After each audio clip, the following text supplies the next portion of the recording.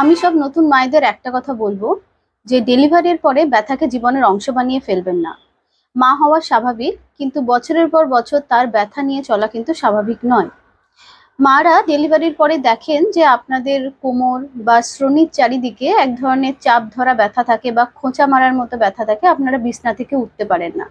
অথবা ব্যথাটা শ্রোণির চারিদিকে আছে এবং সেটা উরুর দিকে নামছে, সামনের দিক করে বা পিছন দিক করে। তো তখন আপনারা মনে করেন এটা সায়াটিকা, কিন্তু এটা কিন্তু সায়াটিকার ব্যথা নয়। আপনি যখন অনেকক্ষণ দীর্ঘক্ষণ দাঁড়িয়ে রান্না করছেন ব্যথাটা শুরু হয়। আবার আপনি যখন সালোয়ার পরছেন এক পায়ে ভর দিয়ে বা শাড়ি পরছেন, সেই সময় কিন্তু ব্যথাটা বাড়ে।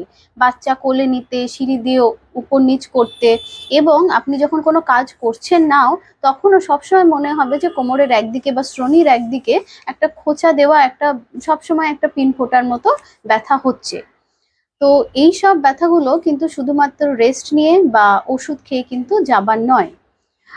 এগুলো মূলত হয় আমাদের শ্রোণির যে জয়েন্টগুলো আছে সেগুলোর অস্থি শিথিলতা বা অস্বাভাবিক নাড়াচড়ার দরুন। অর্থাৎ এটা একটা এসআই জয়েন্ট ডিসফাংশনের কারণে কিন্তু হতে পারে। এই ব্যথা হয় কেন? গর্ভাবস্থায় শিশুর ওজন ধীরে ধীরে বাড়তে থাকে। তো এই সময় আমাদের মেরুদণ্ড, আমাদের শ্রোণী অর্থাৎ পেলভিস এবং এই কোমরের পেশির উপর ধীরে ধীরে চাপ সৃষ্টি হয়। তারই সঙ্গে এই সময় রিল্যাক্সিং নামক একটি হরমোন তৈরি হয় মায়ের শরীরে, এবং এইটা আমাদের যে পেলভিস বা শ্রোণীর মাসেল বা লিগামেন্টের শিথিলতা বাড়ায়, যাতে বাচ্চার জন্মটা সহজ হয়।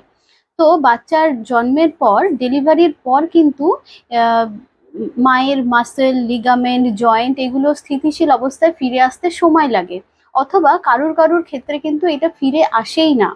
তো তখন আমাদের ডিপ কোর মাসেল, আমাদের এসআই জয়েন্ট যদি প্রপারলি কাজ না করে, আমাদের পেলভিক ফ্লোর যদি কাজ না করে, সেক্ষেত্রে কিন্তু মায়েরা স্বাভাবিক সাধারণ কাজকর্ম করতে যাওয়ার সময় কিন্তু ব্যথা হবে।